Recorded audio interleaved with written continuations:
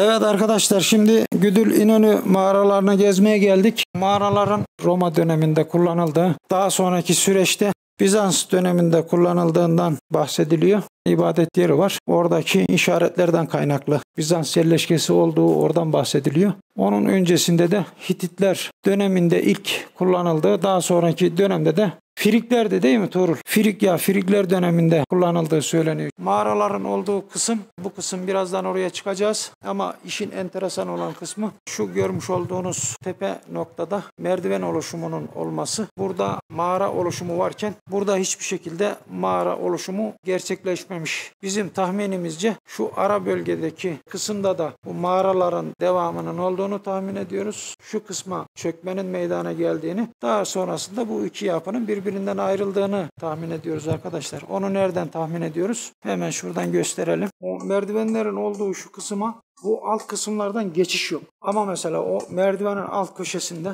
şurada bir pencere yapılanması var. Hemen üstünde merdivene yakın olan kısımda bir pencere yapılanması var. Oraya giden yol da şuradan geliyor bak. Şu köşeden. Şu izi görüyor musun bak? Tepede tam şuradan şöyle şu şekilde gördüm. yol iniyor buraya. Bitiyor gibi göçmüş müdür diyorsun? Buradan zaten aşağı inişte varmış. Şu kısım var ya, şu beyaz kısım oluk gibi bak, aşağı doğru inilen bir yol varmış.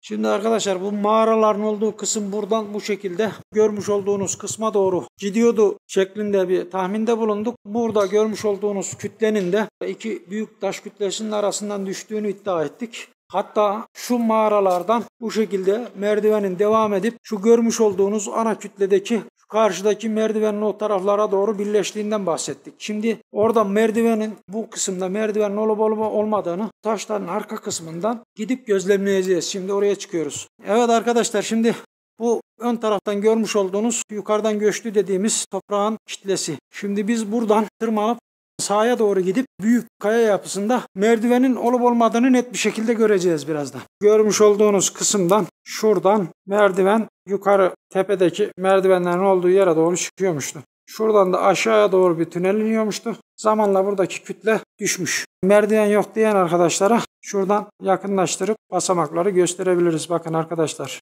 merdiven buradan tünel şeklinde gidiyormuştu zamanında aradan. Evet arkadaşlar, şimdi yukarı mağaralara çıkıyoruz. 3 katlı burası. Tarihçesinde Hititler, Frigler, Roma ve Bizans'tan bahsediliyor. Ancak Hititlerle alakalı izlere şahsen biz rastlayamadık araştırmalarımızda. Friglerle alakalı izler var. Romalılarla, Bizanslarla alakalı izler var. Şimdi birazdan bu 3 katlı mağarayı gezerek size göstereceğiz. Belediye daha rahat çıkabilmek adına buralara merdiven yapmış. Bu şekilde korkuluklar koymuş. Ama korkulukların görsellik açısından ahşap olması daha iyi olabilirdi. Az kaldı arkadaşlar. Yorulduk, terledik, biraz da susadık. Buralarda büyük mahzen gibi yerler var. Şimdi biz ilk etapta birinci katı, yani şu görmüş olduğunuz bölgeyi gezeceğiz. İkinci kata çıkacağız. Tünel girişimiz burası. Arkadaşlar, buradaki küçük içerideki merdivenlerden 3. kata çıkış var. Şimdi 1. kata gezmeye gidiyoruz.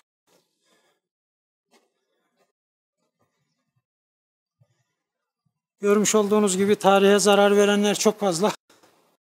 Eline sprey boya alan gelip geri zekalı şeyler yazmışlar buralara.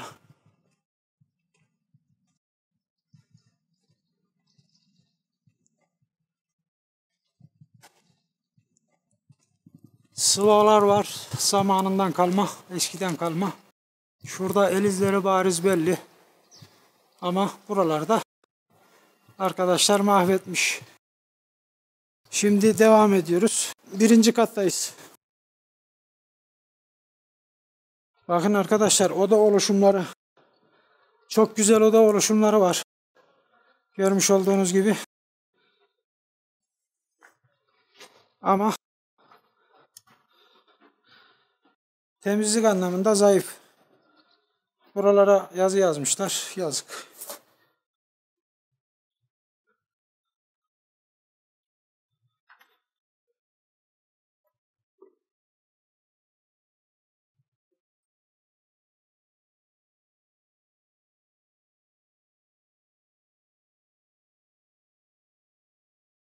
Bakın arkadaşlar, burada oda oluşumları burada. Şurada pencere var. Manzarayı buradan izleyebilirsiniz. Aşağının manzarası burada. Buralara raf şeklinde yerler koymuşlar. Burası 1. kat. Şuradaki delikler neydi acaba Tuğrul'um? Hiçbir fikrim yok. Bakın buralar odalar. Abi şuradaki sıvalar dahi duruyor bak. Sıvayı gördün mü? Sıva var burada. Çok güzel bir sıvama var. Karanlık olduğu için tam net gösteremeyebiliyoruz. Sıvayı gördün mü o kenardaki? Hangi?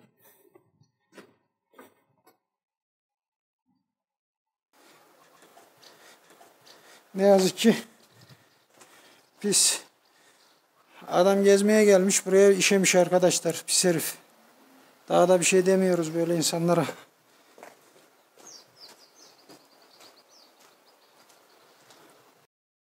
Şurada merdiven var arkadaşlar. Üst kata çıkmak isteyen varsa bu merdivenden çıkabiliyor. Ama merdivenin alt katındaki basamağa gitmiş. Üst katta burada gösterilebilecek çok güzel bir yer var. Şu karşısı. Şu karşısı arkadaşlar. Burada ibadethane var. Buradan da merdiven çıkıyor bir üst kata. Şurada görmüş olduğumuz yerde ibadethane var arkadaşlar. Kamerayı hafif şöyle kaldırayım göstereyim tam orta kısımda. Tabi burada merdivenin ilk 2 basamağı kırıldığı için çok da zorlamayacağız.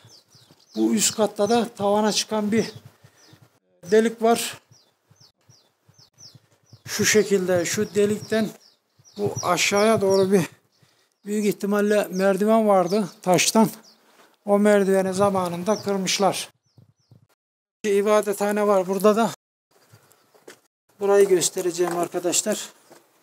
Hemen şuradan giriş kısmını gösteren bir delik kısım var. Bu görmüş olduğunuz kısımda ibadethane.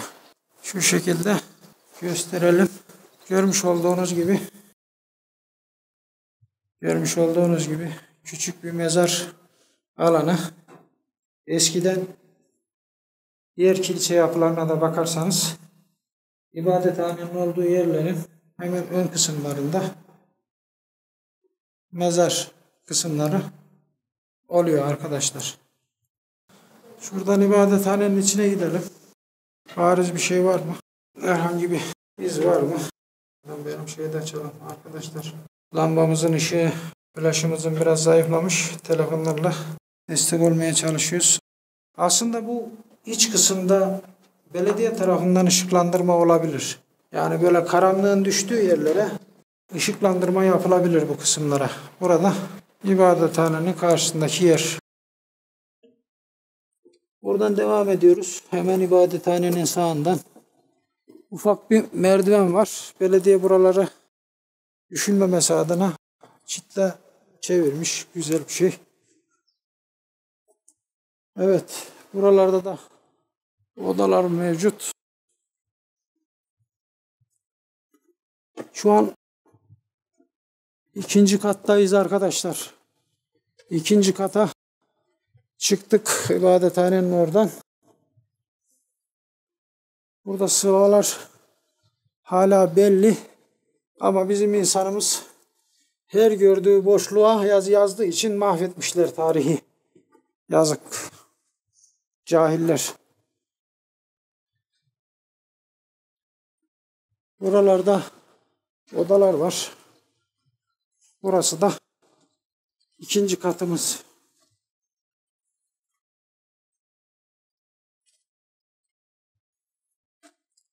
Şuralara da bu üst kısımdaki şu görülen yerlere de buralardan çıkış varmıştı zamanında. Herhalde bu da çökmüş. Yıpranmış. Birazdan aşağı tünelden 3. kata çıkacağız en üstte. Şu görülen şu alana çıkış yok. Bak. Şu alana çıkış yok. 2. kattayız. Ama buralarda oluşumlar var. Mesela bu kısımlara sıva yapmışlar duvarlara. Demek ki oralarda bir üst kat daha varmıştı. Zamanla burası yıkılmış. Şu odanın üst kısmında şu kısma çok güzel bir cep yapmışlar. Gördün mü? Şurada bak çok güzel bir cep yapılmış. Arkadaşlar bu odalara çıkış şu an için merdiven anlamında yok. Odalar birbirine şu şekilde geçişli. Şu şekilde geçişli. Şuradan bir nevi şuradan ayağını atıp da çıkabilirsin, bakabilirsin. Burada bir merdiven oluşumu varmıştı. Daha sonrasında kırılmış. Evet arkadaşlar şimdi şuradaki biraz önce gösterdiğimiz küçük delikten içeriye merdivenler gidiyor. Merdivenlerden en üst kata, 3. kata çıkacağız. Burada biraz dikkat etmemiz gerekiyor. Yani bildiğiniz çok güzel bir şekilde bu şekilde buraya merdiven yapmışlar. Şu an merdivenlerden en üst kata çıkıyoruz. Gördüğünüz gibi merdivenlerin bu kısımlarına da mumluk yapmışlar arkadaşlar. Buralara mum koymak amacıyla yapılmış. Şu an üst kata çıkıyoruz. Bakın burada mumluklar hala var. Üst kata çıkmaya devam.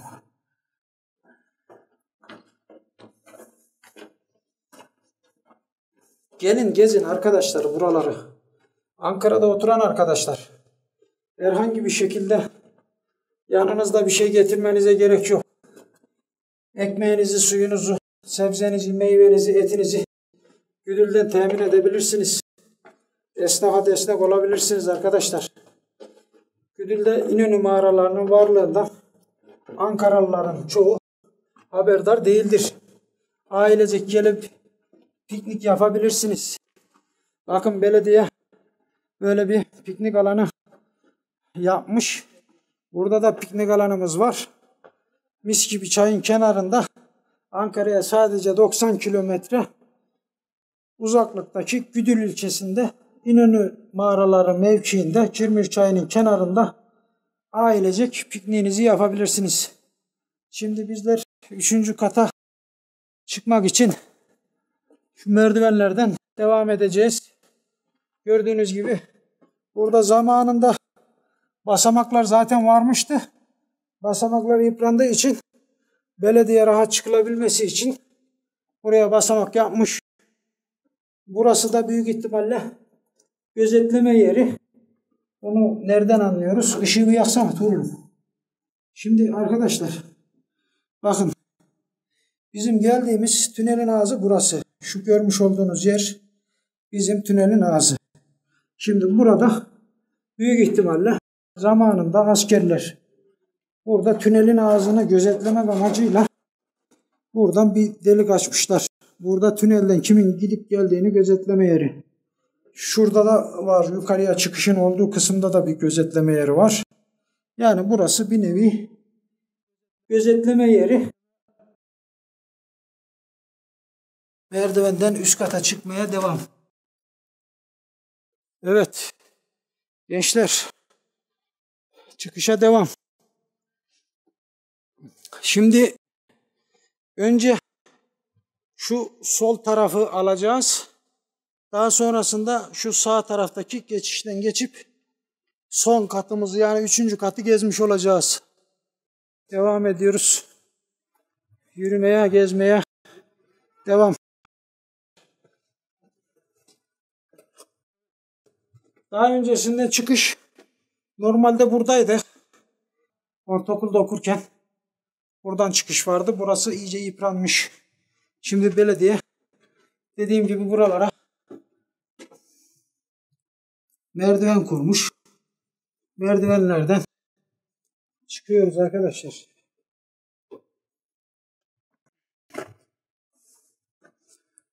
Evet. Dediğim çıkış normalde şurasıydı. Şuradan da yandan da çıkış. Yandan şu şekildeydi. Onlar bayağı bir yıpranmış, gitmiş, yok olmuş. Şuralar falan geçişler yıpranmış. Burada sakat. Yani elimde kamera var. Bak mesela kamerayla çıkmak da zor. Evet, geldik arkadaşlar. Şu anda buralarda yerlere delikler atmışlar. Yazılar yazmışlar gene. Burası da en üst katımız. Mağaraların 3. katı.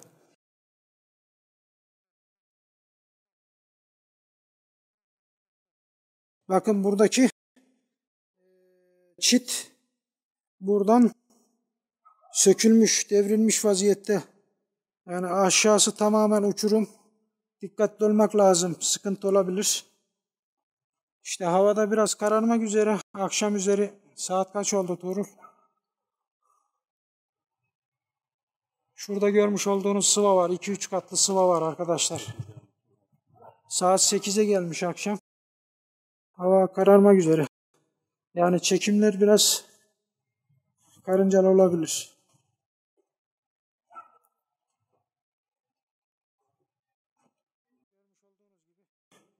Gezmeye devam. Burada bir oda var. Buralarda odalar var. Şurada üst bir oda varmış üst katta. Çöp arkadaşlar. Bu çöp buraya nasıl çıkmış? Değil mi? Rüzgar getiremez Tuğrul 3 kat yukarıya. Arkadaşlar içmişler. Buraya atmışlar. Dolusunu yukarıya çıkarmışlar. Boşuna aşağı götürmeye üşenmişler arkadaşlar.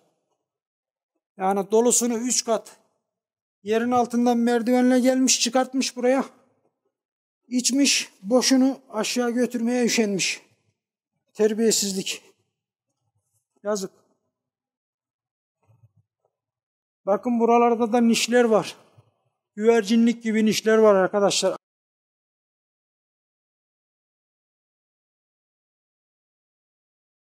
Bu Ürgüp Göreme tarafındaki nişlere benziyor.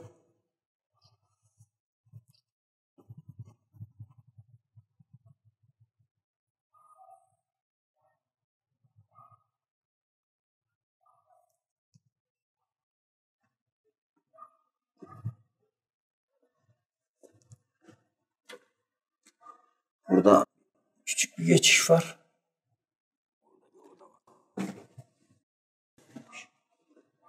Evet. Buranın her yeri geçiş. Buraya kuyu yapmışlar. Su kuyusu. Burada su kuyusu yapılmış. Kaç tane yavrusu var mı? Tamam. 2 tane.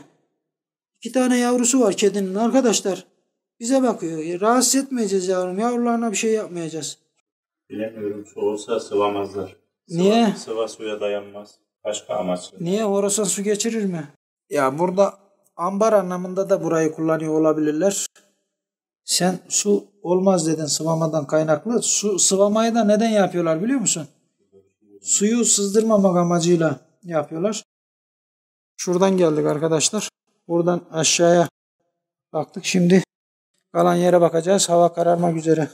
Saat 8'i geçti. Geldiğimiz yerden iniyoruz.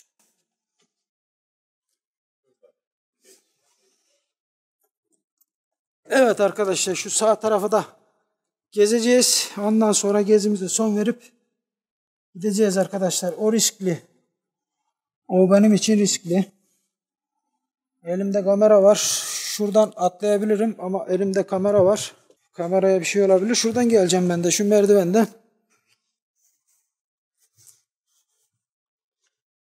Şuradan.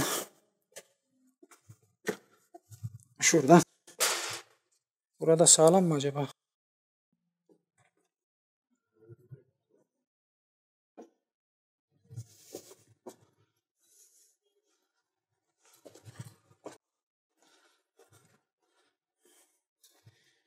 Bu 3. katın son kısımları buralar. Hava iyice karardığı için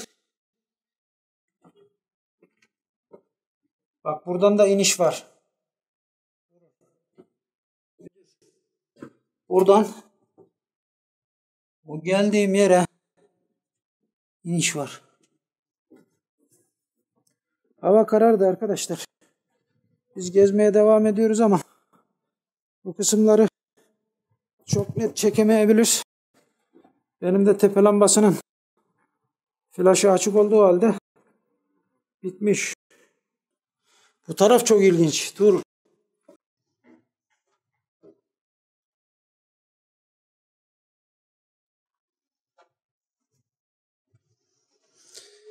Ya şunların yapım amacı neydi acaba?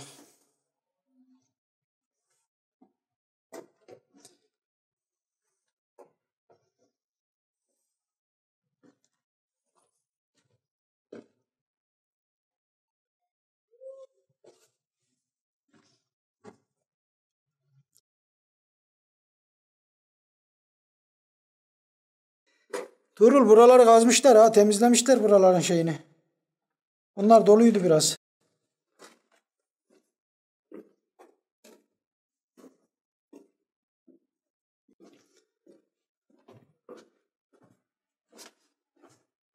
Bak bu oda da güzelmiş ha. Tek kişilik. Karşıdaki girme dikkatimi çekti. Evet, tek kişilik. Şuraya bir tane yatak atacağım hacı. Uyuyacağım. Şuraya da küçük bir güneş paneli koyacağım. Tuğrul. Bedava otel. Belediye buraları otel yapıp da millet şeyse, kampa yaptırsa ya. Mantıklı değil mi? Valla oda la bak bize. Bakın arkadaşlar bura böyle gidiyor. Buralar tamamen odalar. Tabi karanlığa kaldık. Bak bu oda da çok güzel. Tuğrul gel. Şu. Çok güzel değil mi lan? Evet arkadaşlar bu odaya bayıldım. Yani şu karşıdaki nişi olsun. Çok güzel. Şurada 2 tane. Şurada bir odayı ayırmak için şey yapmışlar. Bura tuvalet gibi. Neydi ki acaba ya? Şu delikler ne ya? Bak şuradan 2 tahtayla ayıralım demişler. Şuradan da kapı yapmışlar. Bak şu sağdan soldan da. Şuralardan da kapı yeri yapmışlar. Şu şekilde. Şu şekilde. Şu kısımlardaki delikleri anlayamadım arkadaşlar. Şurada da bir ayırmak için bölüm var. Bura hapishane falan mı lan yoksa? Bazen benim de aklıma geliyor Hüseyin. Hücre gibi yerler var çünkü biliyor musun? O zamanlardan vardı anasını satayım bu hapis şeyi. Muhtemelen vardır. Muhtemelen vardır. Evet arkadaşlar erzak deposu için. Ha, burası erzak işte. Tuğrul. Burası erzaklık. Bak gel. Depo gördün mü abi? Mezar değil sanmıyorum mezar olduğunu.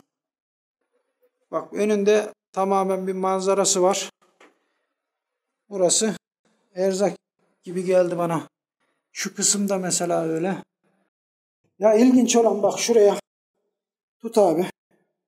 Bakın arkadaşlar. Şurası aşağı manzara. Şurada bir kuyu. Burası büyük ihtimalle havadar olduğu için erzak amacıyla yapılmış olabilir. Şurada bir kuyu. Şu orada bir kuyu. Şimdi şu olayı anlamış değilim. Oradan akan suyun buradaki çukurun içine dolması amacıyla mı? Şuraya bir su sistemi yapıp şuradan gelsin şeklinde mi olmuş onu bilmiyorum. Evet arkadaşlar geldiğimiz gibi şu anda mağaradan çıkışa doğru devam ediyoruz. Burada ilginç olan mağaranın hemen başında yuvarlak bir çukurun olması. Burada da büyük ihtimalle şu kısımda koruma taşıyla alakalı bir yer olabilir. Çünkü neden? Burada bir işlem yapılmış. Görmüş olduğunuz gibi. Aynı şey tavandan bu şekilde geliyor. Burada da bir yuvarlak yer var. Şimdi aşağıya doğru yukarı 3. kata çıkan merdivenlerden geldiğimiz istikamette gidiyoruz. Evet arkadaşlar burada biraz 40-50 santimlik bir yer var. Oradan dışarı çıkacağız. Çıkabilirsek.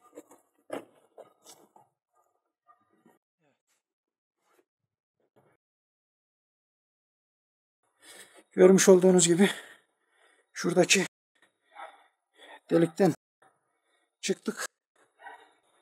Buralara pikniğe gelin. Buraları gezin. Buraları görün arkadaşlar. Ankara'da burası.